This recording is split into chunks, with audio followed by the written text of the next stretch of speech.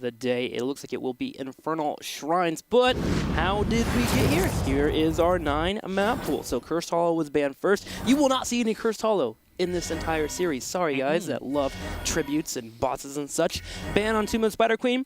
Picks here was a Dragonshire first off, Sky Temple second, and now we're going to Infernal Shrine. Now, Infernal Shrines is the battleground where I actually got my first experience watching Team Expert. They pulled out a Cho'Gall Medivh Oreo composition, and that's the moment I was like, welcome I like to Europe. I'm a fan of Europe. I should watch these shows at 9 o'clock in the morning. This is pretty fun. So this is a battleground that they have a lot of drafting analysis on, a lot of expert picks that they like to go for. So Trick eSport obviously has something in the bag here. They need to pull it out, obviously, because if they lose, they fall out right now, and they're going to go down 0-2 in the HGC, which is something that you can come back from, but it will be difficult. Yeah, and I'm wondering if they can at this point. The thing is that Team Expert, they come off a win that they got pretty convincingly going up against Diamond Skin, and now they are on a 2-win streak against a team that a lot of people are like, are these your equals? Are these going to take the 4th place in the league or go higher? And right now, Team Expert are doing very well. I mean, I still believe that these two teams are equal footing in terms of placement of that 4th spot that I want so much. I just feel like Expert seems to have it down a little more right now. And I can see Trick eSport, as the time goes through, getting better and better, getting on that point. Now, it looks like we have a bit of a DC, so we'll come back out and go ahead and continue to talk about our teams. But you know who's really surprising me in these last couple of days on Expert? Bad Benny. I was looking at ADRD and Blade here. I look at those two players and I think, okay, these are the players and the rest are formed around it. But Bad Benny has been an absolute beast. Watching that Anubrak play, oh, my heart, it fluttered, man. It fluttered. That's the thing. It's like, we go into that game a little bit skeptical. Is a solo Anubrak going to work in a very strange world that is Europe? And apparently it did. Yeah. In part thanks to, the coordination of his team, having a Medivh there to help out as well. But he played a very good game behind that Anubrak. So, yeah, and a Cocoon. And a Cocoon. And a Cocoon. Best hero in Europe. That's what I'm going to say right there. Best player, because Bad Benny plays Cocoon. That's it. Okay, so Infernal Shrines. Expert again for you at home if you're just joining us. Welcome to the stream. Hopefully you've been enjoying the last couple of days. I know we have enjoyed this weekend so much here in HGC Europe. Team Expert is up 2 over Trick eSport with a 0 score. So, can we predict the future? Can it be ETC and Tassadar? Or do Trick eSport now say, okay, let's just give them ETC and then let's ban something else out? And it will be the Tychus. All right. Trick eSport taking out the Tychus. Expert will probably ban out Tassadar. That has not changed in any of the last few drafts, unless they're feeling sorry here for Trick eSport and want to give them an upper hand, and they are not. This is competition. We are here to win. Team Expert is going to be getting the ban.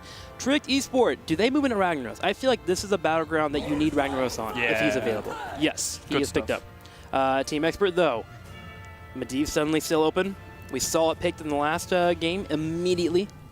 Give me the Medivh ETC. Do it. Go on. Because Medivh on this map, it's scary. I just got a chill through my body as I said it for the moment there.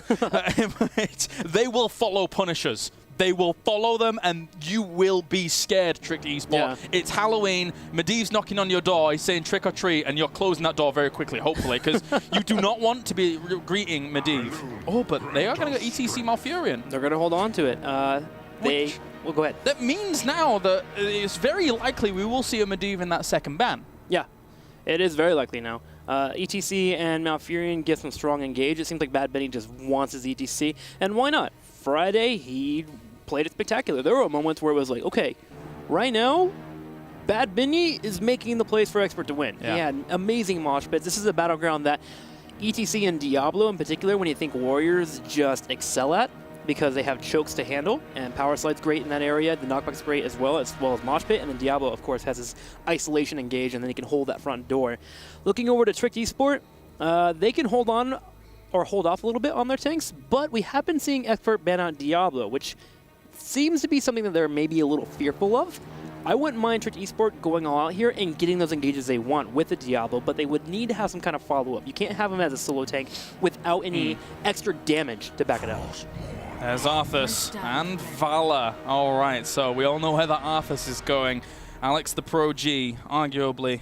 And when it comes to best heroes in the West, I would have to give him an Arthas. He's damn good. Yeah, he is really good, which makes you think, do you want to ban out a Rhaegar automatically? In fact, they're actually hovering the Rhaegar, just because you get a bolstered front line with the heals available from Chain Healing, and then you have the Lightning Shield for Bala, as well as the potential for Bloodlust. And then you look at Tricked eSport, and you know that they're probably going to go into a Tyrael Arthas. They've been running that combo completely the few times that they've ran it, so we could see that. Jaina ban. All right. I'm a little bit taken back for the moment there. That does leave Medivh open if they want it, which... Well, Jaina's really good against Arthas. Same reason why Arthas is good against melees. You get the slows, you get kited almost infinitely, it feels like. And he's more of a anti-armor now because he has built-in armor that he got with the last upgrade, or last update. The upgrade. It is an upgrade, actually, for Arthas. So Jaina actually makes a little bit of sense there because it's easy to hit Blizzard on Arthas and at least get 2 of the hits if you hit it if he's trying to go for an engage. All right, so that means now as well with those bans with Rhaegar gone, that means they're probably forced into Brightwing unless they want to go down a lesser route of something like a Kharazim, etc.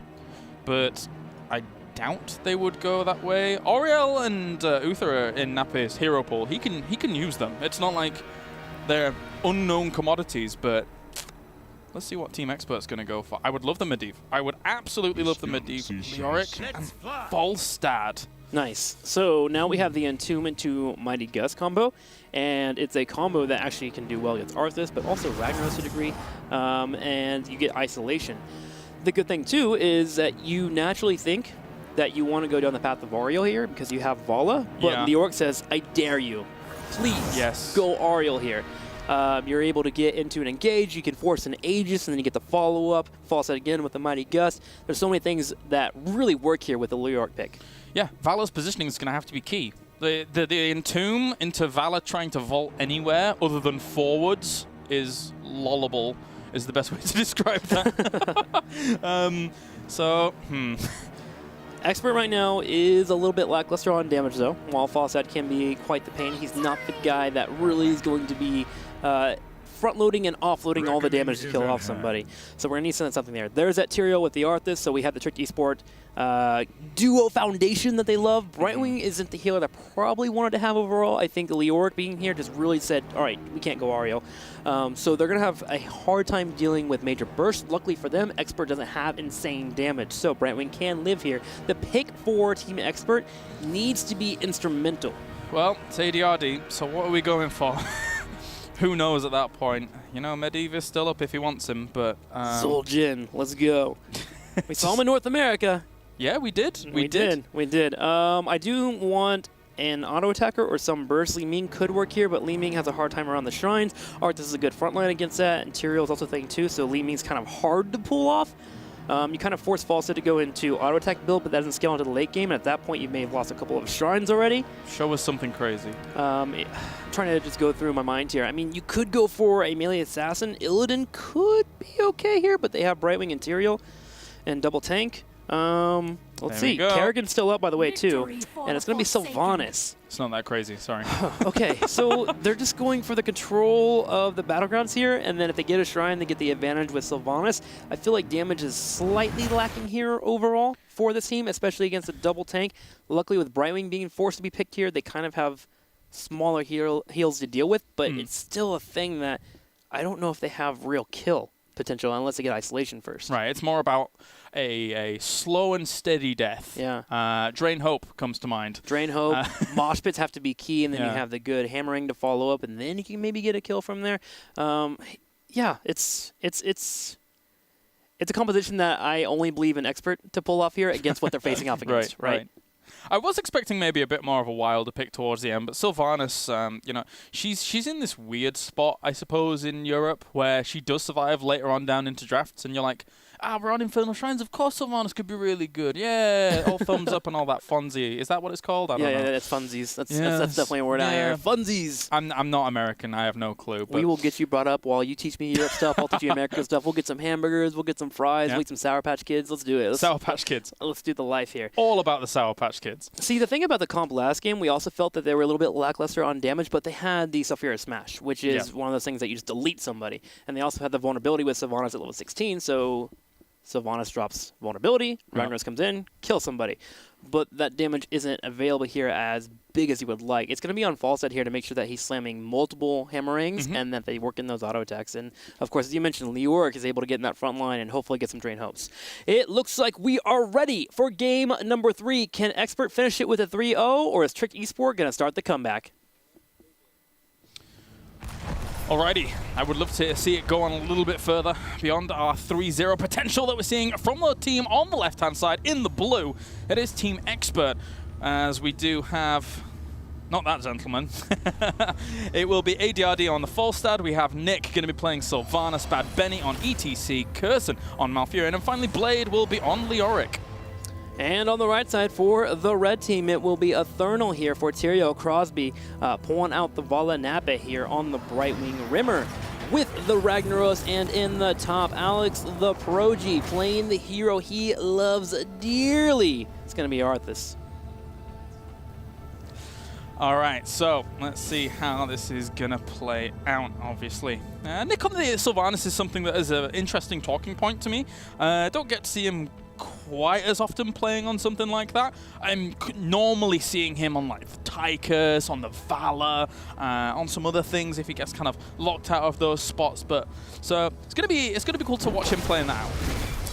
All right, right away. Blade moves in and starts the wave clear. He will be the major wave clear for this team, so you're going to see Blade doing a lot of rotations. Sylvanas will help out as well when they do get on the turrets. In the bottom, we already have the engagements occurring. Yeah, you know what? It's funny that I say that, because we did just see him play it in the previous game. So Sylvanas on Nick. Yeah, he played it well. So. Yeah, he did. He had a solid Sylvanas. Yeah. He made sure to work in that tray. I mean, most of the time when you're playing Sylvanas and you're trying to judge how good of a Sylvanas player is, you see where they're getting their value in terms of turning off forts and their kiting potential. Yes, yeah, very much so. He was able to use his Haunting Wave effectively and still dishing out damage while that was all going on. Eternal on the Tyrael is going to be cool to watch. It really plays well with his playstyle. You know, he is that melee assassin that just wants to go in deep. Tyrael is kind of that same air about him with just a little bit more sustainability. So I am happy to see here that Expert is going Seasoned Marksman with Falstad, which is a key indicator that they're probably going for an auto attack build, which again is fantastic when you get to the late game. Falstad starts to hit like a truck when he has some marksman stacks going, and his scaling, once he hits around like 13 to 16, is just a massive punch to the face, and Arthas will have to deal with that, as well as Tyrael later on. So one thing that is a talking point on this map, Trixler, is who has Shrine power? What do you think when you look at these compositions? Who has the better time on Shrine? I think if it goes for a long duration, I look at Expert. Yeah. Because they have Leoric, they can sacrifice a death, maybe get a trade-off. Oh, okay, eSports. Trick getting picked off there with Ragnaros being a tad bit on the aggressive side. Got to be careful there until Resilient Flame pops up. And that is actually a key indicator here for Team Expert to move in and start grabbing the shrines. Sylvanas and Malfurion have good abilities for doing those last-second kills, so if there's like a trade-off going on, Malfurion can finish up with a Moonfire, take a couple of those away from the opponent. But you look at Trick eSport, and they have Ragnaros, Interior, and Vala, and they do a really solid job, especially with multi-shot build and Ragnaros' Q, of clearing those minions quickly. So if they are up front and they're quickly and don't lose Rimmer early, they can win the Shrine phase. But that death from Ragnaros was so painful that Expert takes the first Shrine. Yeah, most definitely. I got to agree with you. That's it's got a snowball effect, unfortunately, there for Trick eSports. Now, interesting to note that, of course, it wouldn't be an ADRD hero without him doing something a little bit off the mark, which I'm not saying off the mark, just off meta, which is Seasoned Marksman on that Falstad. It's not entirely off meta. Sometimes you do see it, but a lot of the European players, when you see auto attack-ish builds for Falstad, will say, okay, they have quite a strong front line that doesn't have too much potential to lock me down. I can avoid most of their stuns. So I'm just going to wail away at those guys and get out some really good damage with extra damage on my auto attacks and cause problems. Yeah, it'll be a pain, especially in the late game. And after that, too, he also got Static Shield, which allows for him to deal with Arthas much better. Arthas, again, having the armor available for him is going to be somewhat resistant against the auto attacks coming from Falstad, but you get a W in there, he gets a little bit close, you can chunk him for a slight amount and make him think twice about going for the full engage. Now, the Shrine didn't get too much of an advantage down there in the bottom lane. Ragnaros being here is just really good for wave clear and really good for tanking those shots that come your way, especially from Sylvanas. A bit of a soft counter, if you will. All right, so just cleaning up one of the Khazra camps towards the mid lane.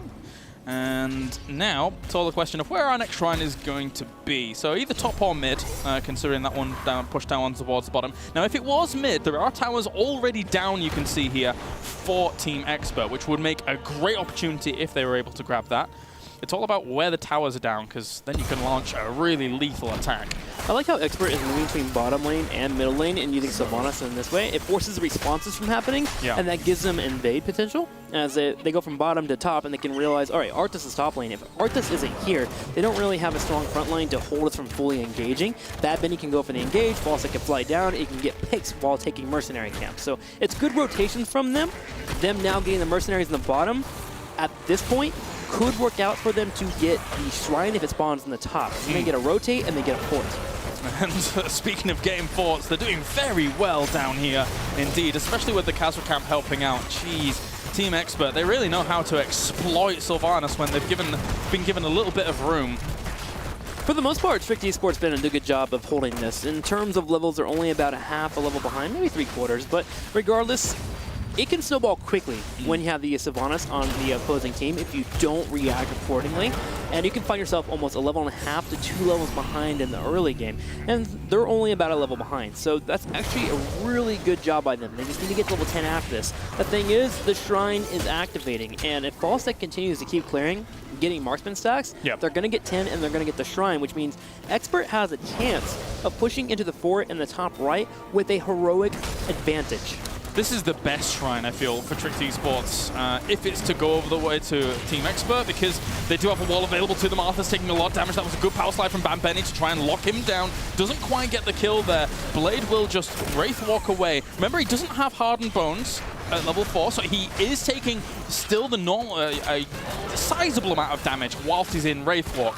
He's opted to go for that Drain build, which, you know, we were saying that Drain Hope is going to be pivotal against that kind of frontline warrior. Yeah, it will be. Tricked Esports took a bit of a gamble here coming up here trying to get into the fight. Sadly, this took way too much damage for them to get to an engagement. But the thing that really hurt them is they left a camp in the middle lane alone, and it burned down a few of the minions, started getting some pressure on the fort. So they didn't get really any advantage from coming up here. The hope was to get into a fight, get 1 or 2 picks, grab the shrine, and get to level 10, and it just didn't pay off. The Malfurion curse, that's right. He hasn't had as much of a win rate compared to, say, like Rhaegar during HGC Europe. That was ambitious, but a good cleanse comes out from Nappy onto Crosby to make sure he's freed. And now they're just stalling this. Yeah, some would say that is not a good ult to pull off. It's wasted. But at that point, Team Expert had ults and the opponents didn't. So it's kind of a freebie to throw out there as long as you're not wasting too many. Granted, it is a long cooldown, but they do get cleanse out of it, which means that we can have an Entomb into a Mighty Gust, and there's no way if they follow up with another stun from ETC that Tricked Esports can save that member that gets picked off. Molten Core Pop looking to bring this Punisher down, as it is an Arcane Punisher doing a lot of damage, but it looks like Ragnaros will get thrown out of there quite quickly, and now it's being locked down. Nick is in range of this, so they're going to get a lot of damage done to it. This fort is almost a guaranteed sacrifice, unless we see an engagement from Tricked soon. They're looking for it. This is one of the problems, though, when it comes to Arthas, is he just can't quite get the engage unless somebody has already started it or he gets a flank. They just couldn't chase up, and this fort is taking some damage here from the Punisher and the Poke. Now, Team Expert doesn't intend to actually finish this. They put Leoric in the middle just to keep soaking. I think that's knock-on effects. I think that they wouldn't, Tricked Esports wouldn't have felt as comfortable pushing them back away from that fort if Mosh Pit hadn't been used. You could see Alex the Pro G keeping eyes on Bad Benny towards the bottom, but they're not as afraid because there isn't that big potential for a lockdown. That is very true. That's one of the situations of you trying to use a solo Mosh, it may not work out, and you are kind of hurting for the next 120 seconds. Now, something to know is actually, I like the pickup of Static Charge from Falstech level 4 more now. When I think about Ragnaros going into Molten Core, you just get absolutely free damage because you drop the W on the Ragnaros, and one of the problems is that the opponent will just walk away. But Ragnaros can't walk away, so you actually get full value out of doing that, and you also get a shield procced up. So another nice pick there just to point out what we have there on Falstech. A pickoff on Brightwing as you hear that Fairy Dragon just scream in death. You know, the funny thing is that actually, Nappa did a great job of getting away from the Twilight Dream with a blink heal, but Blade was waiting in the wings to get it. Power slide? Oh my god, Valor gets blown up under the pressure of that, and that is going to be a wall, and this could be keep actually. If they push on without Valor there, That was quite the oopsie-daisy movement. Not realizing you have your support there for cleanse. There goes the power slide into a mosh. Isolations keep continuing here for Expert. Trick eSport looks like they may be falling apart here in game number 3. This keep with Sylvanas pushing in is guaranteed to go down. Oh my god, great pressure from them. And again, Sylvanas coming in towards the very end of the draft enables all of this. So it goes to show that she's still an absolute playmaker, but kudos to the rest of the team for catching the members when they did. At 9 minutes and 30 seconds, we have catapult pressure in the top lane for Expert already. Nice job for them. Leoric and Falstad will be split pushing here as Leoric goes down the bottom, keeping up with the experience lead. It's one of the things that you have to do when you have a damage comp that isn't really bringing as much damage as you normally would like. You have to stay ahead in the advantage and experience, and Leoric and Falstad has been enabling that like no other. Now Mad Vinny and the rest of the crew are here and are ready and willing to go for a fight. Sanctification is down for 30 seconds, but so is Mosh Pit for a full minute. It sort of feels like Team Expert is saying, we don't have Tychus, but it doesn't really matter because we've got Leoric with Drain Hope and we've got Falstad with Giant Killer. So any warrior that does step out of place here for Trick eSport is going to get heavily punished. Alex the Prodigy is in the thick of things. He might be the target, and that is a good Entomb there to try and start things off, but a great Rain of Vengeance to counter the position. Good Entomb, but no major follow-up. This is where Falstad really starts to bring in the damage here with that Giant Killer that you were mentioning. You see a Thermal there with 2 auto attacks, goes down to half health and W here. Bad Vinny is retreating low on HP. It sounds like Malfurion used a Twilight Dream as well, but the Shrine still goes over to the control of Nick and his team. He's going to drop off a dagger there to slow down the retreat of the opposing team, and Bad Benny's looking for more. Does he have the power slide? In 10 seconds, he will have a mosh pit. Alex the Prodigy in trouble, will get isolated, and there's the root. Yeah, and he didn't have his ghouls either, unfortunately, so he will end up falling. That's what we're talking about when it comes to the damage that they can put out against that, so ignore that. Yeah, this is the perfect play. Ignore the fort. It doesn't matter. It's going to die to a Punisher. They can't force the leap. So go to the wall, start bringing down this, and then try and get on another keep to extend your lead, Expert. Expert charges in, starts bringing out the Arcane or the Punisher here. We already have Molten Core being popped, but they all just right-click Rimmer Baller down. Can they get the isolation? There's the Entomb. The power slide is still up here. He hasn't had to use it. A stun comes out. There's the power slide, and Rimmer is taken away here. 16 to 13 into levels, and the keep is dying. And that's going to be a mosh on towards the target as well, up towards the top. There was a small little move there that I'll elaborate on just later, but now they are looking for big, big damage here, Trick. Going straight for the core. 16 seconds before we have a Ragnaros, 23 seconds before we have a Vala. The damage is non-existent for Trick eSport. They're going to have a hard time holding this. It doesn't look like they can here. Nape working in every single auto attack he can, and that is the core falling 30, 20%, 10%, 0%. GG, Team Expert wins the series 3-0. We asked the question at the beginning of the series, who out of these two teams will solidify themselves as a 4th strong spot here in HGC Europe and potentially move on to challenge for those top 3 spots? I think we just got our answer very convincingly. I think I have to agree with you. Expert is officially now the penultimate boss. They are the bosses before the big final boss of Dignitas, Misfits, and of course Fnatic. So crazy game overall. Expert just seems to understand what they have to do with every single composition. That's what I like about them, versatility. Yeah, it's definitely, they're so well coordinated. And one thing that I wanted to point out towards that final kill on Ragnaros, where they actually got the Entomb on him just as he's coming out of Molten Core, is that, so they didn't know that Sanctification was still on cooldown for another 5 seconds or so. But you could see ADRD, knowing that they wanted to get that kill on Ragnaros, he gusted away Eternal on the Ethereal, so he couldn't Eldraune's Might in and Sanctification to try and save Remabol. Was it Remabol?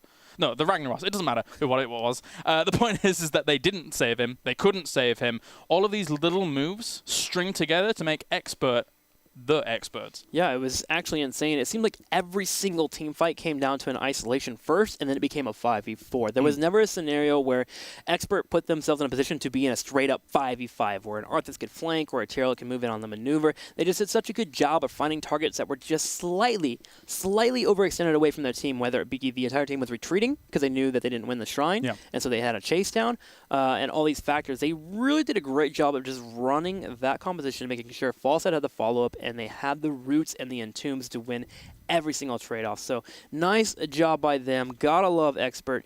And they will move up to 2-0. They're actually the first team that we have in the standings right now with a 2-0. They haven't dropped a map. They have not dropped a map.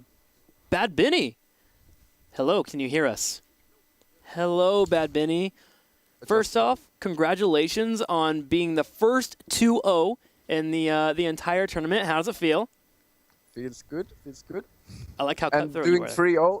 3-0 instead of 3-1 as Fnatic did. Also a bonus. Well, speaking about it, let's just talk about your versatility. It seems like you guys have been really just hammering out being flexible overall. What's the main thing you guys are trying to do to make sure that you can adapt to every single team? To be honest, we don't really care about the other teams. We care about us. Like, we want to be Sure. able to play anything. So everyone just practice everything. Like, they should be able to play their heroes, so we can draft whatever is needed, whatever ADR thinks is best, basically. And I was thinking to myself, in fact, both of us were thinking about how this match was going to go between Expert and Tricked. We saw this as kind of like the battle for 4th place, and then to see who could go above 4th place. How did you anticipate the series going? Did you expect a 3-0, or did you expect them to give you more trouble? I think that if we dropped a game, it would have maybe been like 3-2 or like been much closer. But since we had the momentum, we were able to like steamroll through. Right. I think they're very good, but our drafting is way superior, and that's why we're winning. Okay. Like a big reason, at least. Bad Benny, thank you so much for joining us. Congratulations on being 6-0, actually, because you guys did well against Diamond Skin as well. You guys are wonderful, and we'll see you next time. Awesome, guys. That's going to be HGC Europe for the first match. We're getting ready for the second series of the day, the one that everyone's been talking about, Misfits taking on Fnatic. I can't wait for it. How about you, Kalaris? Me neither. Again, this is going to be my highlight of the week across all regions. Fnatic going up against Misfits. Tell everybody to tune in. Yeah, make sure you're tweeting and let everyone know on HGC. Use the hashtags, all that fun stuff. For me, I think immediately, I think it's going to go to Game 5, no matter what. I feel like these two teams are just so fist and fist, right? They're just going to punch into each other. They're such great haymakers when it comes down to it. But let's go ahead and look at our standings and see where everyone is currently residing in the entire setup here. So, actually, let's check out the schedule here. Trick eSport taking on Team Expert. We saw that just occur. A 3-0 victory here for Team Expert. Congratulations to them. Now, coming up at 11:30 a.m. Pacific Standard Time, 8:30 p.m. CET, Misfits Fnatic, the match that Kalaris and I were just talking about. And then later on for North America, if you guys want to hang around, grab some pizza, and hang out for more games, B-Step and Team 8 will be facing off Team Naventic, Gale Force eSports. We'll have Dread and Gilly covering those games for you. But I just want to get into the next match. That's all I care about right now in my small life right now. I want Misfits and Fnatic. I want to sink my teeth into it. To plant the seed before we end up going to a break and waiting for these teams to get ready, this is the match that denied Misfits going to BlizzCon. When they were playing in the European regionals over at Gamescom, Fnatic denied them in the very last map in that last series from going to BlizzCon. A tournament that Misfits was hungry for, a tournament that Misfits thought that they deserved to be at because of their strength and power in the European scene. So they're going to want revenge. Oh, they are definitely going to want that redemption. They've already mentioned it before in past interviews. We'll talk about it more as we go into the series. But for today, the highlights so far for what we've seen here in the HGC. Here we are. Just waiting on the edge of those roots. That's you. And we'll move away. I remember this entire fight. They just turn it around so well here. Tricked eSport and Team Expert floating around. Watch where Eternal here tries to go for the swap in, and then this causes absolute breakdown very, very soon. So tries to go in, swap, doesn't swap them over the wall, unfortunately for him. It's like a little bit out of tandem, and then it all melts down from there. Yeah, unfortunately, and there was the ADRD follow-up with the damage there from Ragnaros. The AoE so strong in the area, and Alex Aproji just a little too late coming off the death spawn, and that was a kill there on all of Team Expert. They really felt like they wanted to do something, or had to do something, I think, during all of that. And what else is going on here?